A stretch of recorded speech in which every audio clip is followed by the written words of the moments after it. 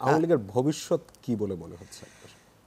মানে আজকে সজীব ওয়াজেদ জয় বলছিলেন যে আবার আমরা ফিরে আসব, উনি অবশ্য গেল 5-6 দিন ধরে প্রতিদিনই তার স্টেটমেন্ট বদলাচ্ছেন। সজীব ওয়াজেদ জয় তো এই মুহূর্তে আওয়ামী লীগকে প্রতিনিধিত্ব করেন কিনা আমি জানি না।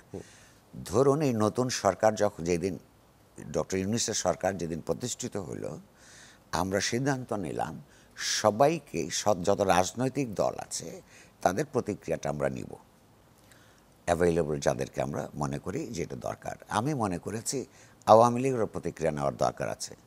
তা আওয়ামী লীগ নেতাদের অন্তত 10 জনের যত ফোন নাম্বার আগে আমরা বিভিন্ন সময় সাংবাদিক হিসাবে যোগাযোগ করতে পারতাম, তাদেরকে সবাইকে আমরা ফোন করেছি, তারা কেউ অ্যাভেলেবল ছিলেন না।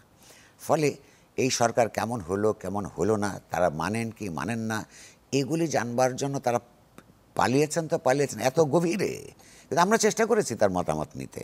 কারণ আমি মনে করি আওয়ামী লীগ একটা বৃহত্তর সংগঠন, সে আজকে জনধিকৃত হয়েছে, কিন্তু তার অস্তিত্ব তো আছে, এটা তো নিষিদ্ধ দল নয়।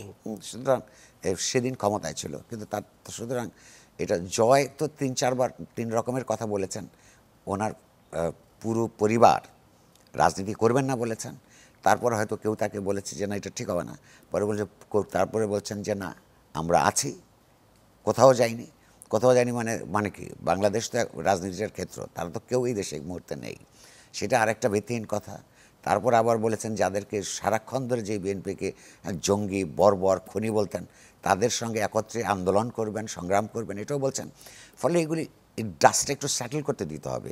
তাদের তো রেস্টলেস একটা অবস্থা, হয়তো একটা পরিস্থিতি আস্তে আস্তে স্বাভাবিক হয়ে আসলে তখন তারা কি করেন না করেন দেখা যাবে। তবে দুর্ভাগ্যজনক হলো আওয়ামী লীগ সবসময় এমন গণতন্ত্র কথা বলে যে সেটা ঠিক করতে মিলিটারি লাগে, এবারও লাগলো।